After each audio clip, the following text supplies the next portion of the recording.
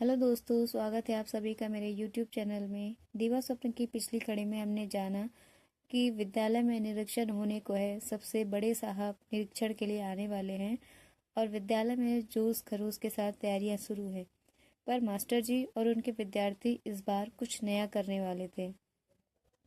जानते हैं कि अब आगे विद्यालय में क्या होने वाला है। शाला में आज पूरे जोश व खरोश से तैयारी चल रही थी। साहब पधार रहे हैं, सबसे बड़े वाले साहब पधार रहे हैं। बड़े अधिकारी, छोटे अधिकारी, गांव के लोग और विद्यार्थी उपस्थित थे। हम अध्यापक खड़े पांव, उतरे चेहरे पर कड़क रहने का प्रदर्शन करते व्यवस्था बजा रहे थे। शाला के शरारती छात्रों को एक तरफ बुलाकर हेडमास्टर जी ने धमकाते हुए कहा था, देख लेना हरामखोरों, किसी ने कोई शैतानी या गड़बड़ी की तो कल उसकी धुनाई हो जाएगी। साहब बहादुर पधारे, तालियों की गड़गड़ाहट हुई और वाद्य संगीत बजा। हेडमास्टर जी ने शाला की रिपोर्ट बड़े लहजे से कांप नहीं रहे ऐसा भरोसा दिलाने की ऊंची आवाज में और बार बार तनते हुए सुनाई। रिपोर्ट की समाप्ति तक उनके वस्त्र गीले से हो गए थे और आवाज भारी हो गई थी। रिपोर्ट पढ़ने के बाद रेसिटेशंस अर्थात कविता पाठ और संवाद की शुरुआत हुई। जैसे यंत्र में से कोई बोल रहा हो वैसे बेचारे लड़के बोल रहे थे। उनके चेहरे पर सचमुच कोई हाव भाव नहीं थे, फिर भी वे जोर से बोल रहे थे, हाथ पैर हिलाते हुए बोल रहे थे। दुख इस बात का था कि जो कविताएं चुनी गई थी वे सुंदर व सरस थी, अच्छे कवियों की लिखी हुई थी, पर उनकी समझ से परे थी। बेचारे बच्चे उन्हें समझे बिना बोल रहे थे, अभिनय कर रहे थे और अपनी ओर से आनंद व्यक्त कर रहे थे। यही बात संवादों को लेकर थी। संवाद उपदेशपूर्ण थे। जो उपदेश बड़े बुजुर्गों के मुख में शोभा देते हैं, वे उपदेश बच्चों के मुख से लजा रहे थे। उपदेशों का यह फार्स बहुत बेहुदा था। मुझे तो ऐसा ही लग रहा था और साहब बहादुर को भी वैसा ही लगता था। वे मूंछों में मुस्कुरा रहे थे और यदि अध्यापक बंधु भी जरा तटस्थ भाव से देखते तो उनको भी वैसा ही लगता। जलसा समाप्त हुआ। साहब बहादुर ने आभार जताया और प्रसन्नता व्यक्त की। इनाम वितरित हुए और हेडमास्टर, बड़े साहब और सबों को आज के प्रसंग के लिए संतोष हुआ। साहब ने विवेक सम्मत उद्गार व्यक्त किए, इस साला के काम को देखकर मुझे संतोष हुआ है। अंत में हमारे बड़े साहब ने सबसे बड़े साहब बहादुर से अनुरोध किया, हमारा यह अध्यापक आपको कुछ दिखाना चाहता है। उस पर्दे के पीछे कुछ आयोजन किया गया है। साहब बहादुर ने देखने की इच्छा व्यक्त की तो मैं पर्दे के पीछे गया।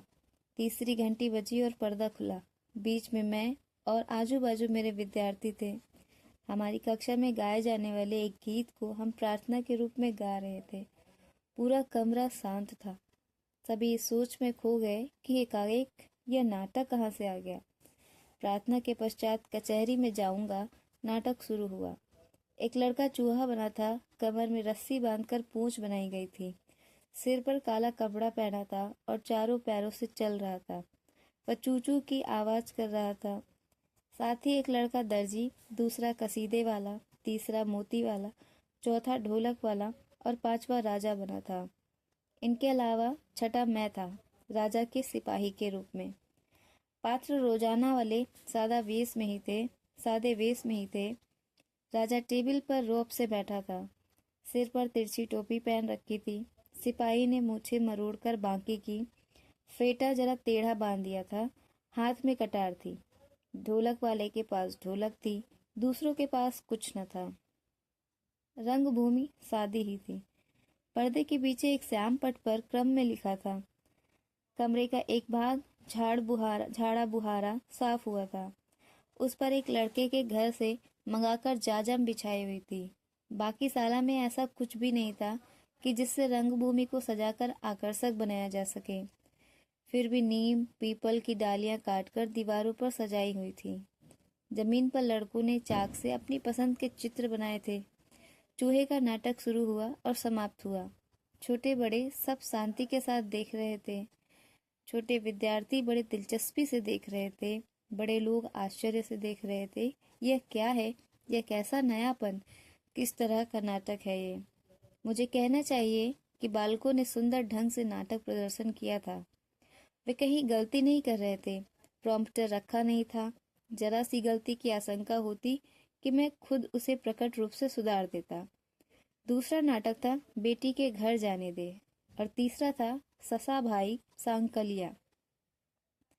एक ही पर्दा था, सीन सिनेरी कुछ नहीं थी। कहीं सिर पर कुछ ओढ़ लेना तो कहीं हाथ में लकड़ी। संपूर्ण आधार बालकों के अभिनय पर था। नाटक अंतिम प्रार्थना के साथ पूरा हुआ और मैं पर्दे के आगे आया।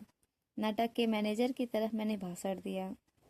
मेहरबान साहब, हमारे इन नए नाट्य प्रयोगों को आपने शांतिपूर्ण देखा, इसके लिए आप सबके प्रति आभार व्यक्त करता हूँ। इस संबंध में मैं आपके समक्ष दो एक वास्तविकताएं प्रस्तुत करूंगा। आशा है आप कृपा पूर्वक सुनेंगे। ये चौथी कक्षा के लड़के हैं। इस जलसे के अवसर पर क्या हम दो चार एक नाटक प्रस्तुत कर सकते हैं?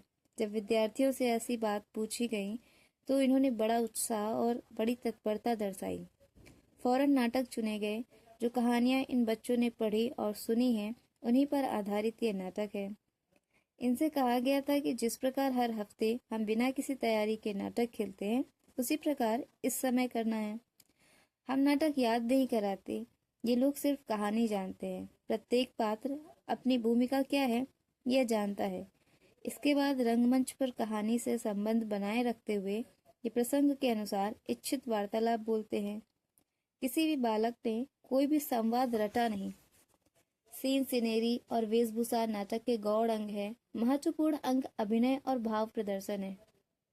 इन्हीं पर हमारा ध्यान रहता है। वेश आदि पर अधिक ध्यान नहीं देते। इससे नाटक के विकास को पूरा अवसर मिलता है।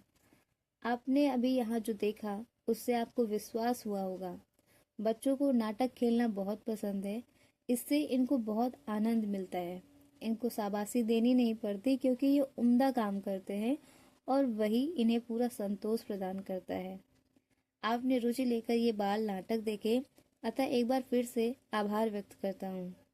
साहब बहादुर के चेहरे पर प्रसन्नता थी जिसे मैं कभी से देख रहा था। वे फौरन खड़े हुए और अंग्रेजी में बोलने लगे। I cannot but congratulate both the teacher and the taught for the real treat they gave us this afternoon. It was splendid. I felt I was in a new school in my own country, England. It was really charming to see little kiddies playing mouse and tailor and king and so forth and so on, all spontaneous and free. This is true education. All recitation and cramming is a thing of the past. Oh, it's terrible demon. It's ugly, soul-killing.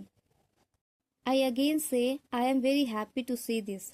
I won't give them prizes. The genuine pleasure they felt while acting is a greater and better reward than anything else. I am very glad indeed. Very, very glad. जलसा समाप्त हुआ और सब अपने अपने घर जाने लगे। बड़े साहब का सीना फूल रहा था।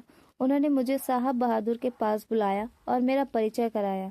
साथ ही उनको मेरे प्रयोग के बारे में भी बताया। साहब ने मुझसे हाथ मिलाते हुए कहा, bravo, you are success, go on with your experiments, this is something, rest is sound and boss. ये शब्द सुनकर बड़े साहब के मन में क्या क्या कुछ चल रहा होगा। मैं घर गया। सचमुच आज मैं बहुत खुश था। साहब बहादुर ने हाथ मिलाया और शाबाशी दी। बेशक वह मेरी खुशी का एक कारण था, पर खास वजह तो इस बात को लेकर थी कि आज मेरे प्रयोग को सम्मान मिला था। पर मैं सोच रहा था, साहब तो ठहरे राजनीतिक अधिकारी, इनको नई साला और इन तमाम बातों की क्या जानकारी।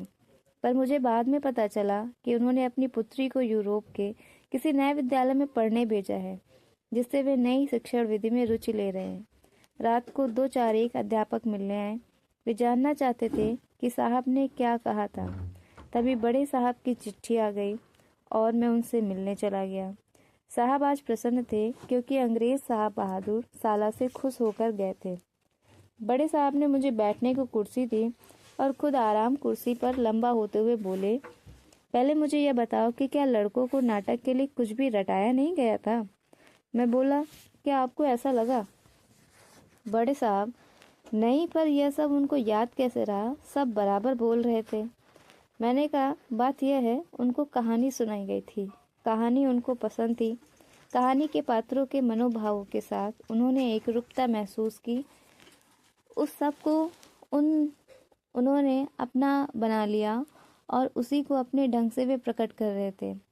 बड़े साहब, पर हाव भाव किसने सिखाए? मैं बोला, वैसे तो किसी ने नहीं सिखाए।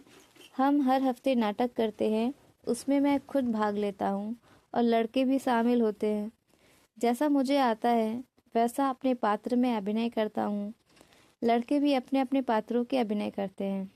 बड़े साहब, पर यह होता कैसे है? मैं नहीं समझा। मैं बोला, साहब, लड़कों की आंखें खुली है ना। वे दर्जी, सुथार, कुम्हार, चूहे आदि को देखते हैं, सुनते हैं, कहानी में उनका जो वर्णन आता है उसे सुनते हैं। इसके अलावा ईश्वर ने उन्हें कल्पना शक्ति दी है, उससे वे अनुभव व कल्पना का मिश्रण करके उनके मन में जैसा सूझता है वैसा अभिनय करते हैं। वे स्वयं ही अपने परीक्षक हैं। वे देख लेते हैं कि अनुभव और कल्पना को रंगमंच पर किस तरह प्रस्तुत किया जा सकता है। बड़े साहब, अरे ये तो बहुत ऊंची और कठिन बातें हैं। मैंने कहा, जी हाँ, पर लड़कों को कहाँ इन बातों का ख्याल होता है। वे जिस ढंग से काम करते हैं उसका विश्लेषण मैं आपके समक्ष कर रहा हूँ। बड़े साहब, हाँ ठीक है, मैं समझ गया, ये सब तो ठीक है, पर भाई आज तो तुमने कमाल कर दिया। साहब बहुत खुश थे। मैं बोला, वे खुश ना भी होते तब भी नाटक का हमारा काम तो जारी ही रहता। बड़े साहब, पर तुम ये प्रयोग कर रहे हो, इसकी मुझे तो जानकारी ही नहीं दी। शायद हेडमास्टर और दूसरे शिक्षक भी नहीं जानते। मैं बोला, जी सच है, मैंने ही उनको नहीं बताया था। उनके विचार से तो यह सब बेकार की चीज़ें हैं। वे तो छमाही परीक्षा के लिए अपना कोर्स कराने में लगे हैं। बड़े साहब, पर उनको पता तो चलता ना। मैं बोला, कैसे चलता? हम हर हफ्ते बाहर घूमने निकल जाते हैं, वहीं खेल के बतौर ये नाटक खेलते हैं। एक चद्दर में अपने साथ ले जाता हूँ जिसका हम पर्दा बना लेते हैं। दो के उसे पकड़े खड़े रहते हैं। उसके एक तरफ नाटक देखने वाले रहते हैं और दूसरी तरफ नाटक खेलने वाले। बड़े साहब, क्या कहते हो? मैं बोला, जी ठीक ही कह रहा हूँ। बड़े साहब, अच्छी बात है, तब हम अपनी सभी शालाओं में नाटक की प्रवृत्ति शुरू कर देंगे। साहब को तो ये बात बहुत पसंद है। वाकई नाटक सुंदर हुए थे। हम पहले से ही रेसिटेशन का टंटा हटा दे तो। मैं बोला, मैंने तो हटा ही दिया है, आप जैसा समझे करें। बड़े साहब, ऐसा ही करते हैं। साहब भी कहते थे कि सत्यानाश हो इस रटाई का। हाँ, मुझे भी याद है वे दिन जब मैं भी रटा करता था, पर मैं तो थोड़ा बुद्धिमान था, इसलिए मुझे तो ज़्यादा कठिनाई नहीं हुई। पर बेचारे दूसरे लड़के रट रट कर मर जाते थे। सत्यानाश और रटाई का। मैं मन ही मन हंस रहा था। आज साहब बहादुर के आगमन से बहुत बड़ा काम हो गया। प्रयोगों की दृष्टि से भी यह अनुभव महत्वपूर्ण रहा। मैं घर गया और सो गया। छमाही परीक्षा सिर पर आ चुकी थी। दूसरी कक्षाओं में दोहराने का काम चल रहा था।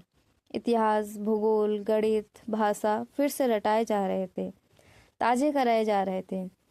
एक बार तो छमाही अभ्यासक्रम पूरा हो चुका था। मेरी अपनी गाड़ी तो कहीं बहुत दूर थी, पर परीक्षा की दृष्टि से विचार करूं तो मैं बहुत पीछे था। फिर भी मुझे अपनी कक्षा के लड़कों को परीक्षा तो दिलानी ही थी। मैं दोहराने में समय गंवाना नहीं चाहता था। वह समय मुझे बचाना था। मेरा शिक्षण कार्य अंत तक चलने वाला था। कारण यह कि मेरी कक्षा में जो कुछ हो रहा था उसका दोहराव लड़के अपने आप किया करते थे। मैंने ऐसी योजना भी बनाई रखी थी जिससे पुनरावर्तन अपने आप हो। उदाहरण के लिए अंताक्षरी खेल में उनकी कविताओं का पुनरावर्तन अपने आप होता था। पर अभी मैंने भूगोल, विज्ञान और व्याकरण छुआ तक नहीं था। मैंने सोचा व्याकरण हाथ में लूं।